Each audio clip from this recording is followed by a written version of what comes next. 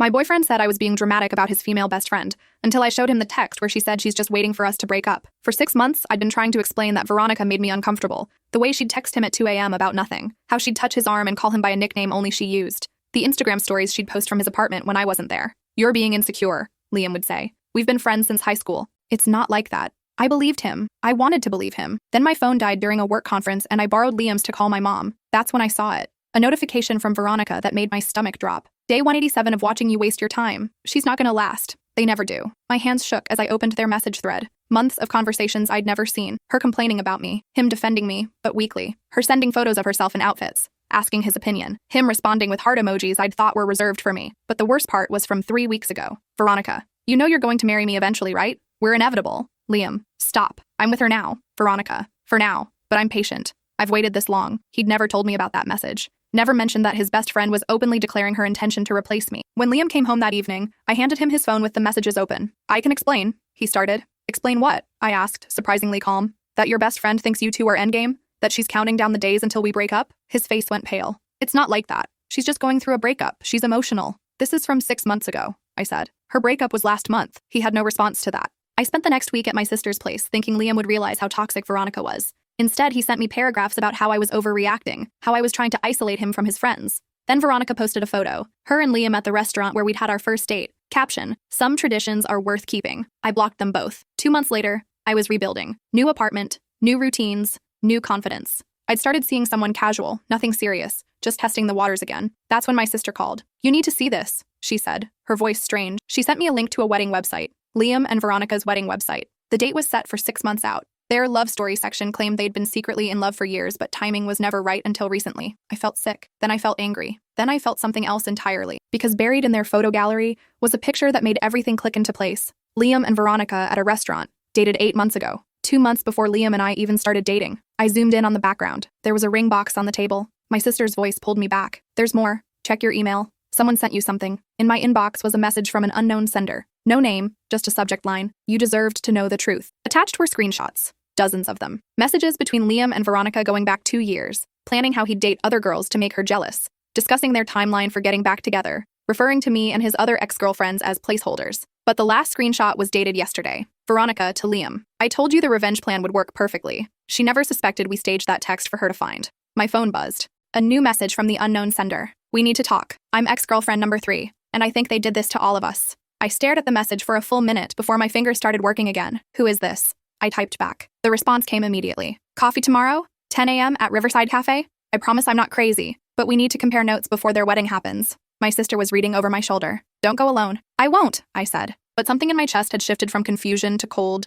calculated anger. I showed up 15 minutes early the next morning, my sister waiting in her car across the street as backup. The cafe was one of those hipster places with exposed brick and overpriced lattes. I ordered a black coffee and claimed a corner table with a clear view of the door. At exactly 10, a woman walked in. She was tall, with dark hair pulled back in a neat ponytail, wearing business casual like she'd come straight from an office. Her eyes scanned the room and landed on me. Some sort of recognition passed between us. "You must be the placeholder from last year," she said, sliding into the seat across from me. No handshake, no pleasantries. "I'm Kendra. I was the placeholder from 3 years ago." "How did you find me?" I asked. "I've been tracking them," she said simply, pulling out a tablet. "After what they did to me, I started keeping tabs. Every time Liam starts dating someone new, I document it. I have a whole file." She opened a folder on her screen. Inside were dozens of photos, screenshots, and documents organized by date. Why? The question came out harsher than I intended. Kendra's jaw tightened. "Because they destroyed my life, and I wanted to make sure I wasn't crazy, that it really happened the way I remembered." She pulled up a timeline. Liam and Veronica dated in high school, broke up their freshman year of college, supposedly mutual,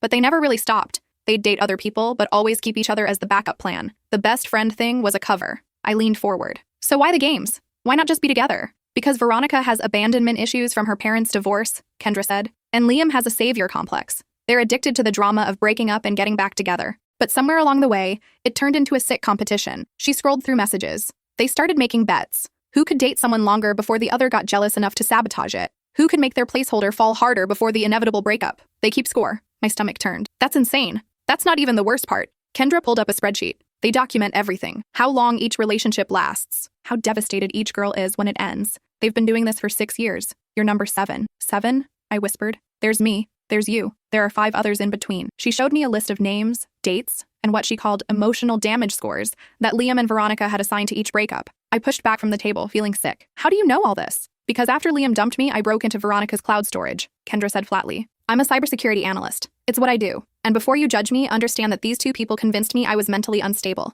They gaslit me so thoroughly I spent 8 months in therapy thinking I was paranoid and possessive. She pulled up another file. Then I found their shared journal. They write about us like we're characters in their personal soap opera. They rate our performances. They critique our reactions to their manipulations. My hands were shaking. Show me. What I read made me want to throw up. Entry after entry, describing in cold detail how they'd planted seeds of doubt, staged conversations for me to overhear, and orchestrated that final text message I'd found. They'd even debated which wording would hurt the most. Why are you telling me this now? I asked. Why not expose them months ago? Kendra's eyes hardened. Because I wanted to wait until they felt safe, until they thought they'd won. They're getting married in 6 months, right? They think all their placeholders are too broken or too embarrassed to cause trouble. She leaned across the table. But I've been collecting evidence for 3 years. And I found 4 of the other women. We've been talking, comparing stories, building a case. A case for what? Fraud, for starters. Do you know how much money we collectively spent on therapy? On moving apartments to get away from them? On replacing items they accidentally damaged? I've calculated over $40,000 in damages across all 7 women. I felt something cold settle in my chest.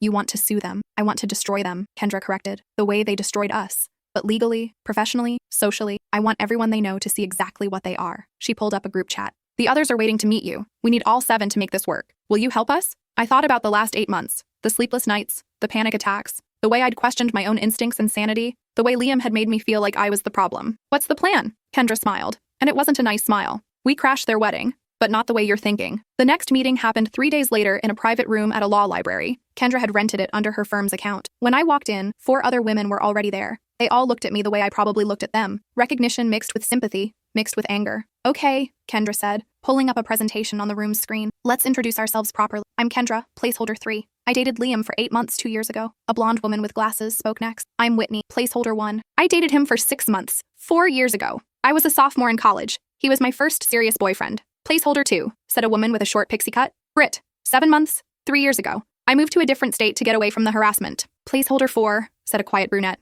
Deshawn, 4 months. He proposed to me, then ghosted me completely. I found out later it was because Veronica got jealous of the ring. Placeholder 5, said a woman with purple streaks in her hair. Tess, 9 months. Longest one before you. She nodded at me. They really committed to breaking me down. I swallowed hard. Placeholder 6, 8 months. I thought I was going crazy. We all did, Whitney said. That's their specialty. Kendra clicked the next slide. Here's what we know. Liam and Veronica have been running this pattern for 6 years. They've cost us collectively $42,000 in therapy, moving costs, property damage, and lost wages from jobs we quit due to stress. They've violated revenge porn laws in 3 states by sharing intimate photos of us in their private chats. And they've committed fraud by soliciting loans from some of us under false pretenses. She clicked again. But the real crime is emotional abuse. Systematic, calculated, documented emotional abuse. They've been recording us, taking notes on our vulnerabilities, using psychological manipulation techniques they research online. How do we prove all this? I asked. Kendra smiled. Because they documented everything themselves. Their shared cloud storage has years of evidence. Journals, spreadsheets, videos, photos. They were so confident no one would ever see it that they kept meticulous records. You still have access? Deshawn asked. I do, and I've been downloading everything. Backed up in 3 separate locations.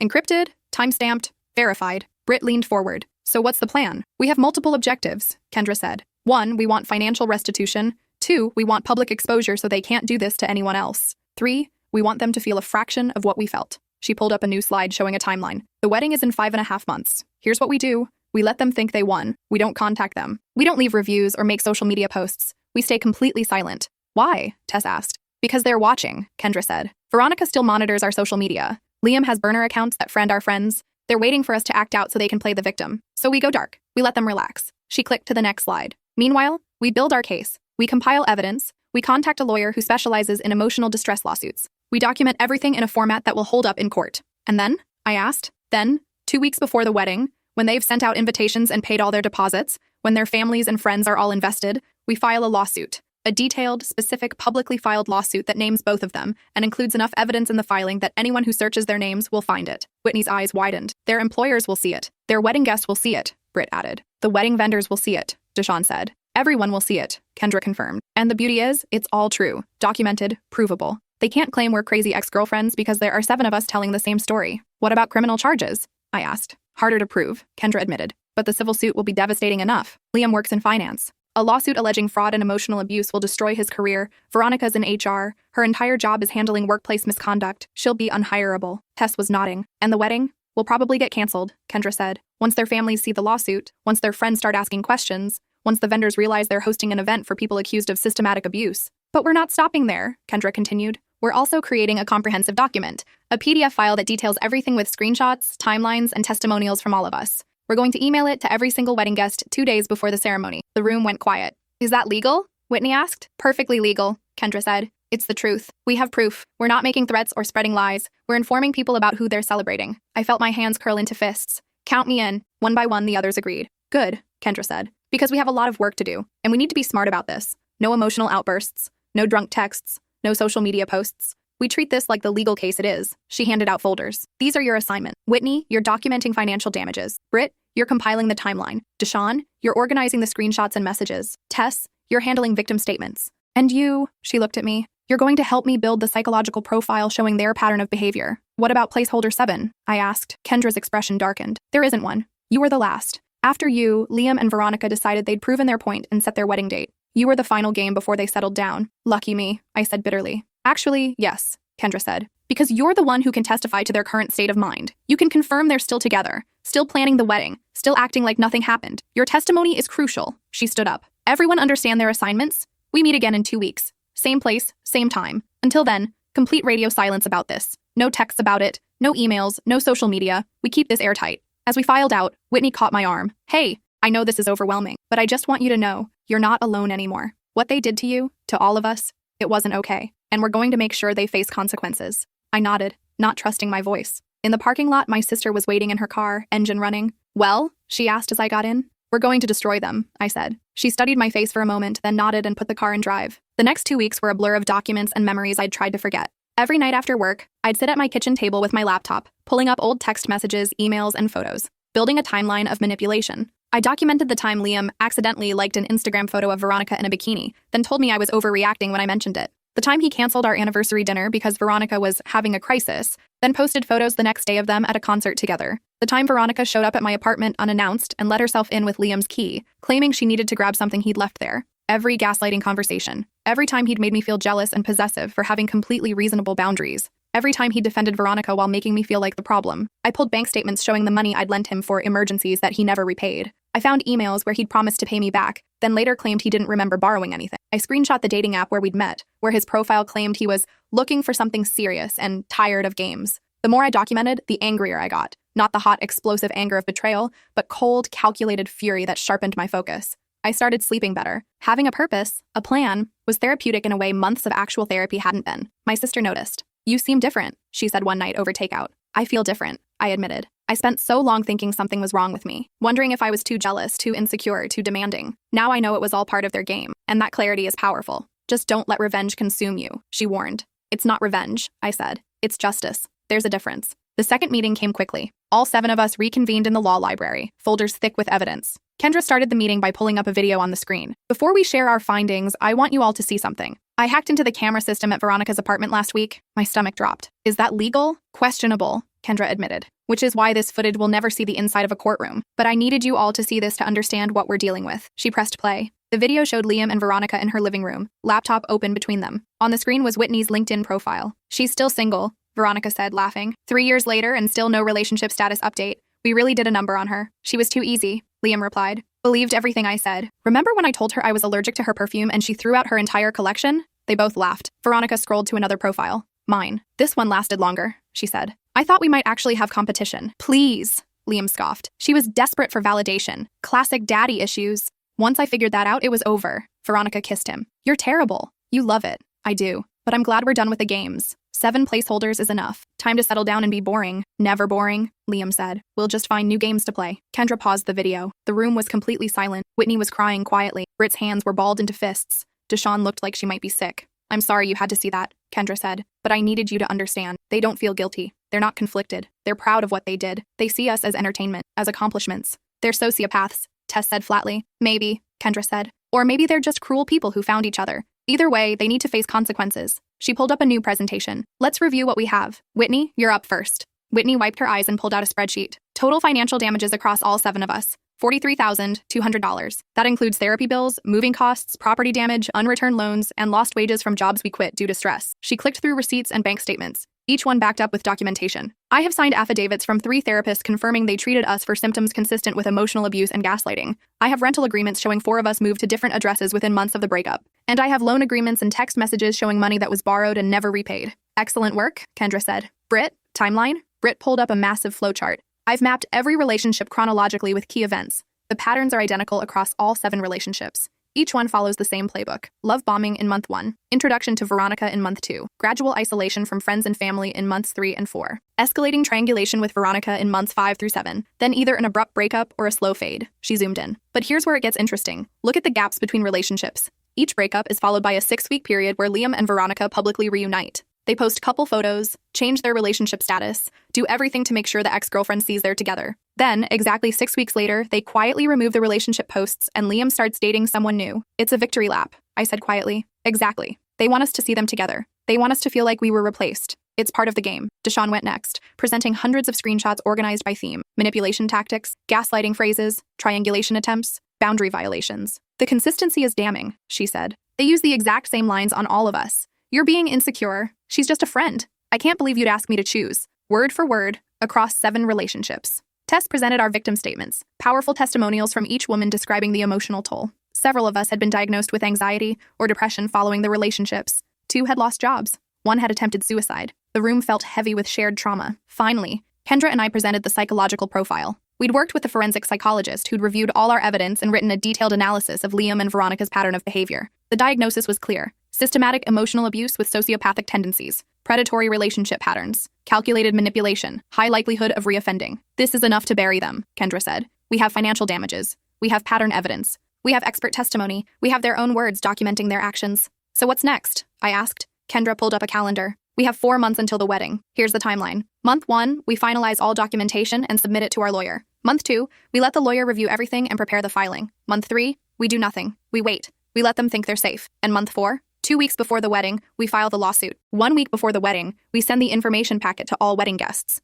And the day before the wedding, we hold a press conference. A press conference? Whitney said. Isn't that overkill? No, Kendra said, because this isn't just about us anymore. Think about how many other people they could do this to. How many more women could end up like us. We have a responsibility to expose them. She pulled up a mock press release. We're going to tell our story publicly. As a group, 7 women who independently discovered they'd been victimized by the same couple. It's newsworthy. Local media will cover it. And once it's public, it becomes searchable. Anyone who Googles their names will find our story. We'll be exposed too, Britt said. We will, Kendra agreed. But we'll be exposed as survivors, not victims. As women who fought back, who refused to stay silent. And we'll use fake names in the press conference if anyone wants, she added. But the lawsuit has to have our real names. That's the price of legal justice. I looked around at the 6 other women. We'd all been broken by the same 2 people. We'd all spent months thinking we were alone, that something was wrong with us. Now we were together. Now we were fighting back. I'm in, I said. My real name, everything. One by one, the others agreed. The next 3 months were the longest of my life. We worked in secret, communicating only through encrypted channels.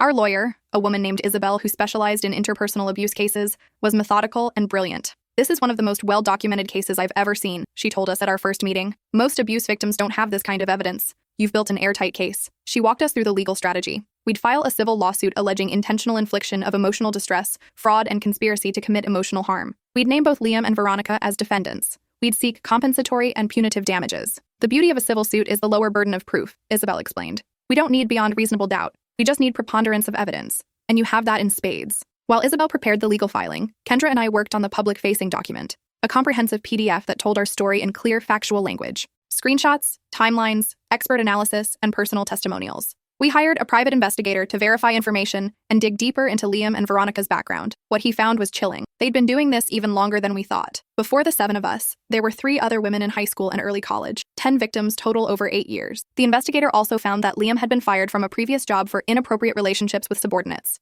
The company had paid a settlement to a former employee who'd filed a harassment complaint. Veronica had been named in 2 separate complaints at her company's HR department. Both were dismissed, but the allegations involved favoritism toward Liam and hostility toward women he dated who worked at the same company. They're not just doing this in their personal lives, Isabel said. They're doing it professionally, too. This is who they are. As the wedding date approached, we watched from afar as Liam and Veronica posted happy couple photos, wedding planning updates, and gushing comments about their love story. Veronica posted a photo of her dress with the caption, 7 years of friendship finally becoming forever. The number wasn't a coincidence. It was a taunt. They know we know, Tess said in one of our meetings. They're rubbing it in our faces. Let them, Kendra said. The higher they climb, the harder they'll fall. 2 weeks before the wedding, Isabel filed the lawsuit. It was a public record immediately. Within hours, we saw the first signs that it had been noticed. Liam's law firm put him on administrative leave. Veronica was called into a meeting with her company's legal team. Their wedding website suddenly went private. 1 week before the wedding, we sent the information packet to every guest on their list. The investigator had managed to get the full guest list from the venue. 250 people received a detailed PDF explaining exactly who they were about to celebrate. The responses came fast. Within 24 hours, over half the guests had canceled their RSVPs. Family members started calling Liam and Veronica, demanding explanations. Friends posted confused messages asking if the lawsuit was real. Veronica posted a statement on social media. "We're victims of a coordinated attack by jealous ex-girlfriends who can't accept that we've moved on. Please don't believe their lies." But the evidence was too overwhelming. Screenshots of their own messages, their own words, expert testimony, 10 women telling the same story. The news started picking it up. Local reporters reached out to Isabel, who confirmed the lawsuit was real and that her clients were willing to go public. 3 days before the wedding, Liam posted that the ceremony was postponed due to unforeseen circumstances. The next day, Veronica posted a long rant about false accusations and trial by social media, but her comments were flooded with people pointing out the documented evidence. 2 days before the wedding, we held our press conference. All 7 of us sat at a table in a hotel conference room, facing cameras and reporters. Kendra spoke first, explaining how we'd found each other and what we'd discovered. Then each of us told our story. Brief, factual, emotional. When it was my turn, I looked directly into the camera. I thought I was going crazy. I thought I was too jealous, too insecure, too possessive. It took meeting 6 other women with identical stories to realize I wasn't the problem. They were. The reporters asked questions. How did we meet? How did we discover the pattern? What did we want from the lawsuit? Justice, Whitney said simply. And to make sure they never do this to anyone else. The press conference made regional news. By that evening, it had gone national. 7 women exposed couples' decade-long pattern of abuse was trending on social media. People started coming forward with their own stories of Liam and Veronica. A woman who'd worked with Liam said he'd harassed her for months. A man who'd been friends with Veronica in college said she'd bragged about manipulating her boyfriends. The narrative was set. They couldn't spin this as jealous ex-girlfriends. There were too many of us. Too much evidence. Too many corroborating witnesses. The day before what should have been their wedding, I got a message from Liam. "You destroyed my life. I hope you're happy." I screenshot it and sent it to Isabel. Then I blocked his number. Veronica tried next, a long email about how we'd misunderstood everything, how they'd never meant to hurt anyone, how they were the real victims. I deleted it without responding. The wedding, of course, didn't happen. The venue had canceled their contract. The photographer and caterer had backed out. Most importantly, Liam's family and Veronica's family had pulled their support. Liam's mother actually reached out to Whitney to apologize. "I had no idea," she wrote. "I'm so sorry for what my son did to you." Veronica's sister contacted me. "I should have known something was off. The way she talked about Liam's girlfriends. Like it was a game. I thought she was just being catty. I didn't realize it was intentional." The civil suit moved forward. Liam and Veronica hired separate lawyers, trying to turn on each other. Veronica claimed everything was Liam's idea. Liam claimed he was just following Veronica's lead. But the evidence showed they were equal partners in the abuse. Their shared journals, their coordinated plans, their mutual celebration of each woman's pain. 6 months after we filed, they settled. $43,000 split between the 7 of us. Written letters of apology that Isabel said were the most hollow she'd ever read. And most importantly, a legally binding agreement that they would not contact any of us ever again. They also had to complete mandatory therapy and community service focused on domestic violence awareness. But the legal settlement was almost beside the point. The real damage had already been done. Liam lost his job. His reputation in the finance world was destroyed. Last I heard, he was working as a sales associate at a cell phone store. Veronica was fired from HR. She'd become unemployable in her field. Her LinkedIn profile was flooded with warnings from women who'd looked up the lawsuit. They broke up 3 months after the wedding was canceled. Apparently, when the game stopped being fun and started having real consequences, they turned on each other. According to the investigator we kept on retainer, Liam moved back in with his parents. Veronica moved to another state, trying to start over with a new identity. But the internet doesn't forget. Our press conference video has over 2 million views. The news articles are the first thing that appears when you Google their names. The legal settlement is public record. They'll carry this with them forever. A year after the lawsuit settled, the 7 of us met again, not to talk about Liam and Veronica, but to celebrate. We'd all moved forward in different ways. Whitney had gotten engaged to a man she'd met in a support group for abuse survivors. She said he understood her trauma in a way no one else could. Britt had gone back to school and was finishing her degree in psychology, planning to specialize in helping victims of emotional abuse. Deshawn had written a book about her experience, changing names but telling the essential truth. It had found a small publisher and was getting good reviews. Tess had started a nonprofit helping women identify and escape manipulative relationships. She'd already helped dozens of people. Kendra had been promoted at her cybersecurity firm and was doing consulting work for law enforcement on digital stalking cases. And me? I'd finished my nursing degree and was working in a trauma ward. Every day, I helped people who'd been hurt, who needed someone to believe them and fight for them. I'd also started dating someone new, someone kind and patient who understood that I had trust issues and was willing to work through them with me. At our reunion dinner, we toasted not to revenge, but to survival. We could have stayed victims, Kendra said, raising her glass.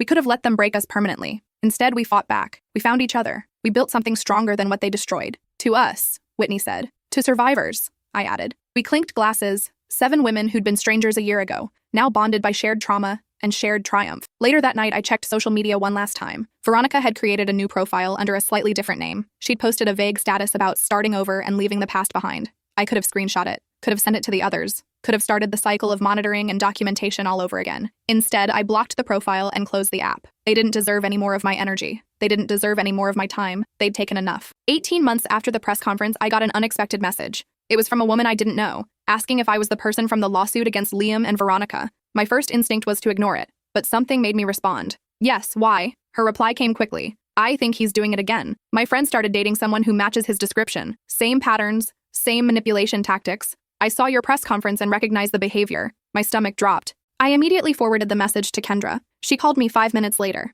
I was afraid of this. The settlement agreement said he couldn't contact any of us, I said. It didn't say he couldn't date other people. Exactly, and people like him don't change. They just get better at hiding. We called an emergency meeting of the 7. Within days, we'd tracked down the woman who'd messaged me. Her name was Chloe, and her friend Rachel had been dating someone named Liam for 3 months. He told her his ex-girlfriends were crazy, Chloe explained, that they'd made up stories about him and ruined his life. He has a new job, new apartment, new identity. He even dyed his hair. But the patterns are the same? Kendra asked. Identical. Love bombing, introducing his best friend who's clearly more than a friend, making Rachel feel jealous and possessive. I showed her your press conference, but he's convinced her you're all lying. We looked at each other. We'd thought it was over. We'd thought we'd stopped them. What do we do? Whitney asked. Isabel, who we'd kept on retainer, was clear. Legally, you can't contact him directly. That would violate the settlement agreement. But there's nothing preventing you from educating other women about warning signs of manipulative behavior. An idea started forming. What if we created a resource? I suggested. A website dedicated to recognizing and escaping emotionally abusive relationships. We could share our story as a case study without violating the agreement. Kendra's eyes lit up. And we could create a database of behavior patterns, red flags, common manipulation tactics, make it searchable so people can check if what they're experiencing matches known patterns. Tess jumped in. My nonprofit could host it. We're already a registered educational organization. It would be completely legal, Deshawn added. And I could adapt content from my book, create educational materials, worksheets, guides for identifying abuse. Within a month, we'd launched the website. We called it Pattern Recognition Project. It featured detailed information about emotional abuse, manipulation tactics, and recovery resources. Our story was there, anonymized but recognizable. 10 women over 8 years following identical patterns. The legal case that followed, the public exposure, the settlement. We didn't name Liam or Veronica. We didn't need to. Anyone who'd been following our case would recognize it immediately. But more importantly, anyone dating someone with similar patterns would see the red flags laid out in stark detail. The website went viral. Within weeks, we had tens of thousands of visitors. Women and men started sharing their own stories of manipulation and abuse. Support groups formed in the comments. People started recognizing their own situations in the patterns we described. And Rachel, the woman Chloe had been worried about, found the site. She reached out to us directly. I think I'm dating the man from your case study, she wrote. I didn't want to believe it, but everything matches. What do I do? We couldn't give her legal advice, but we could give her information, resources, support, the tools to make her own decision. 2 weeks later, she sent us an update.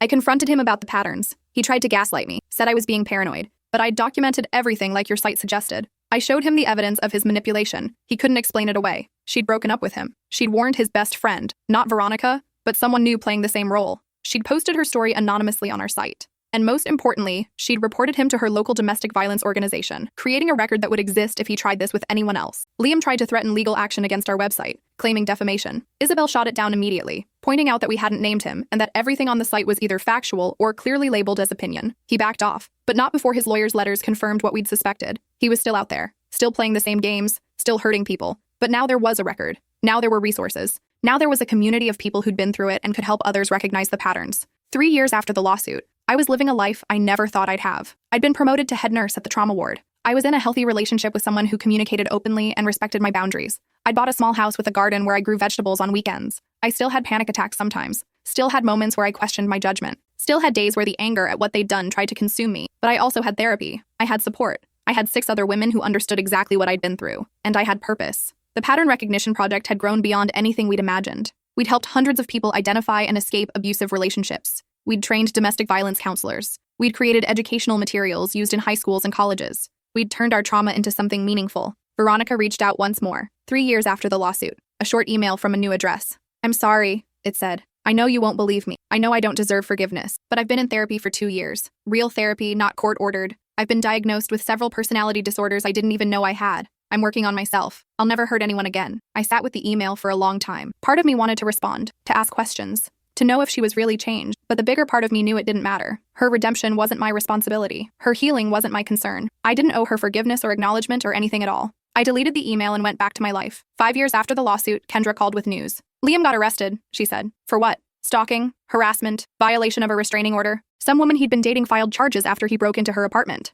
My first reaction was satisfaction. He'd face legal consequences beyond our civil suit. He was in the system now. My second reaction was sadness for the woman he'd hurt. Another victim. Another person who'd have to rebuild herself. Did she know about our case? I asked. She did, Kendra said. She'd seen the website. She'd documented everything from day one. That's why she was able to get the restraining order and press charges so quickly. Our work helped her. That evening, I opened the Pattern Recognition Project website. The visitor counter had passed 1 million. The resource library had grown to hundreds of articles. The support forums were active 24 hours a day. In the testimonial section, hundreds of people had shared how the site had helped them recognize abuse, escape dangerous situations, and rebuild their lives. One comment stood out. I was dating someone who did everything described in the original case study. At first, I thought I was overreacting, but this site helped me see the patterns clearly. I got out before it got worse. I reported him to the police. I'm now in therapy and rebuilding my life. Thank you for being brave enough to share your story. You saved me. I screenshot it and sent it to our group chat. Whitney responded first. This is why we did it. Britt. Every person we help makes it worth it. Deshawn. We turned pain into purpose.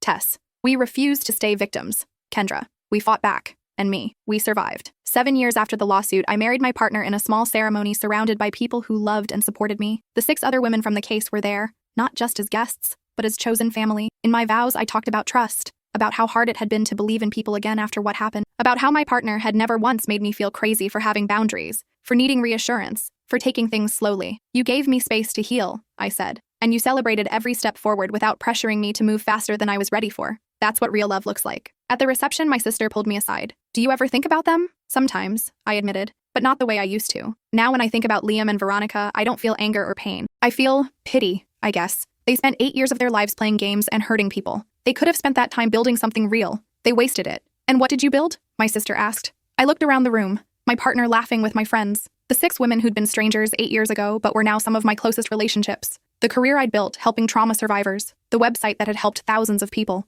I built a life, I said. A real one. 10 years after the lawsuit, I was invited to speak at a conference on emotional abuse and recovery. The Pattern Recognition Project had become a recognized resource in the field. Domestic violence organizations partnered with us. Therapists recommended our materials to clients.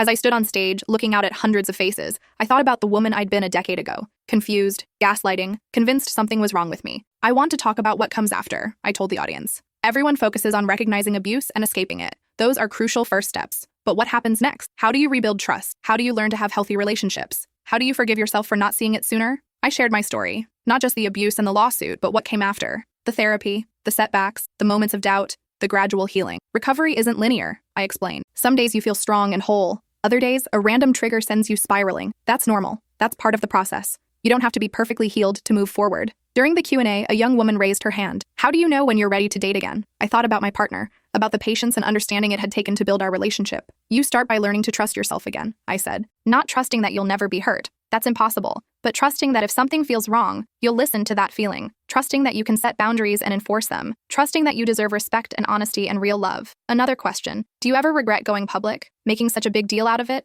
No, I said firmly. Abuse thrives in silence. They counted on us being too embarrassed or ashamed to tell anyone. By going public, we took away their power, and we helped other people recognize the same patterns in their own lives. What would you say to someone who's still in an abusive relationship but isn't ready to leave? This was the hardest question, because I remembered being that person, knowing something was wrong but not wanting to believe it, making excuses, hoping things would change. I'd say, document everything. Even if you're not ready to leave now, start keeping records, screenshots, journals, whatever you can safely maintain. Because when you are ready to leave, you'll need that evidence. And I'd say, you're not crazy. If something feels wrong, it probably is. Trust your instincts. After the conference, dozens of people approached me. Some wanted to share their stories, some wanted advice, some just wanted to say thank you. One woman pulled me aside, tears streaming down her face. I'm Rachel, she said, from 8 years ago, the one who messaged you about dating Liam after the lawsuit. I hugged her immediately. How are you? I'm good, she said. Really good. I finished my degree. I'm working at a nonprofit helping abuse survivors. I've been in therapy, and I'm in a healthy relationship now. But I wanted to thank you. If I hadn't found your website, if I hadn't seen the patterns laid out so clearly,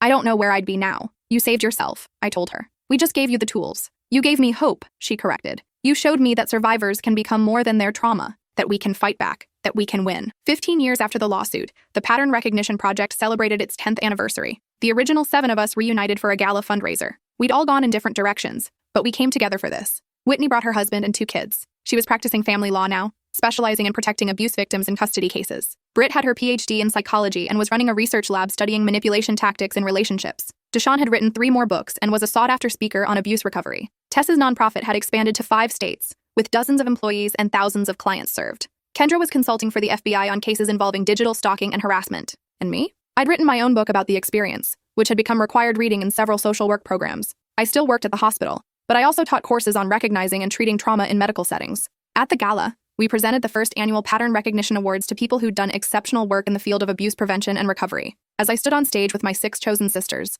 I felt overwhelming gratitude, not for what we'd been through, but for what we'd built from it. 15 years ago, I said into the microphone, 7 women discovered they'd been victimized by the same couple. We could have stayed silent. We could have let shame and embarrassment keep us isolated. Instead, we found each other. We fought back, and we turned our trauma into a resource that has helped thousands of people. I looked at the 6 women beside me. This work has been the honor of my life, not because of what we survived, but because of what we created. We proved that survivors can become warriors, that victims can become advocates, that pain can be transformed into purpose. The audience stood and applauded, but I wasn't thinking about them. I was thinking about the woman I'd been 15 years ago, holding that phone with Liam's messages, trying to figure out if she was crazy. I wished I could go back and tell her, "You're not crazy. You're not overreacting. You're not the problem." And 15 years from now, you'll be standing on a stage with 6 other survivors, having built something beautiful from something broken. 20 years after the lawsuit, I received an unexpected letter. It was from Veronica's sister, the one who'd reached out to me all those years ago. "I thought you should know," the letter said. "Veronica passed away last month. Overdose. Accidental, they said, but I'm not sure. She'd been struggling for years.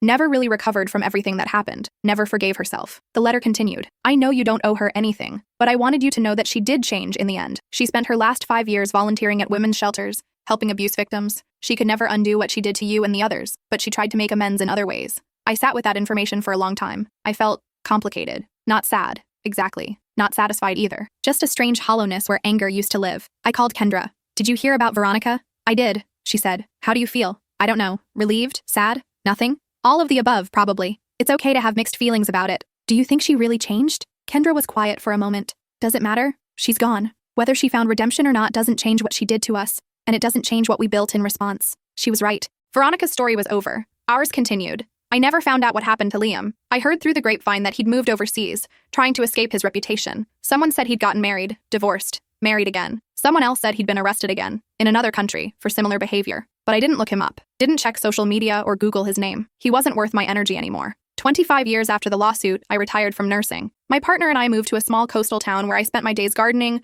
writing, and video calling with my chosen family. The Pattern Recognition Project was still going strong, now run by a younger generation of survivors and advocates. I served on the advisory board, but I'd stepped back from day-to-day operations. On the anniversary of the lawsuit being filed, the 7 of us had a tradition of video calling. We'd catch up, share updates, remember where we'd been, and celebrate how far we'd come. This year, Whitney announced she'd been appointed to a judgeship. Britt had just published a groundbreaking study on long-term effects of emotional abuse. Deshawn's latest book had hit the bestseller list. Tessa's nonprofit had expanded internationally. Kendra was teaching cybersecurity courses at a major university. "We did okay," I said, smiling at my screen full of familiar faces. "We did more than okay," Kendra corrected. "We turned the worst thing that ever happened to us into the most meaningful work of our lives." "To us," Whitney said, raising her glass. "To survivors," we all echoed. After the call ended, I sat on my porch watching the sunset. My partner came out with 2 cups of tea and sat beside me. "You okay?" they asked. "More than okay," I said. I was just thinking about how different my life could have been if I'd never found those messages on Liam's phone, if I'd never connected with the other women, if we'd all just stayed silent and tried to move on alone. But you didn't. No, we didn't. We refused to let them get away with it. And in the process, we found each other. We built something bigger than our individual trauma. We created a legacy. My partner squeezed my hand. "You should be proud." "I am," I said. "Not of what we survived, but of what we built. Of who we became." As the sun dipped below the horizon, painting the sky in shades of orange and pink, I thought about the 25-year journey from victim to survivor, to advocate to, finally, just person. A person who'd been through something terrible and come out the other side stronger. The Pattern Recognition Project would outlive all of us. The resources we'd created, the community we'd built, the lives we'd touched. That would continue long after we were gone. And maybe that was the best revenge of all. Not destruction or punishment, but creation. Taking what was meant to break us and using it to build something that would help thousands of others. Liam and Veronica had tried to make us disposable, placeholders, temporary entertainment in their twisted game. Instead, we'd become immortal. Our story, our work, our impact, that would last forever. We'd won, not just in court, not just in public opinion, but in the most fundamental way possible. We'd turned pain into purpose, trauma into transformation, and victims into victors. And in doing so, we'd ensured that what happened to us could never happen to anyone else without them having the resources, the knowledge, and the community to fight back. That was our legacy. That was our victory. That was our revenge.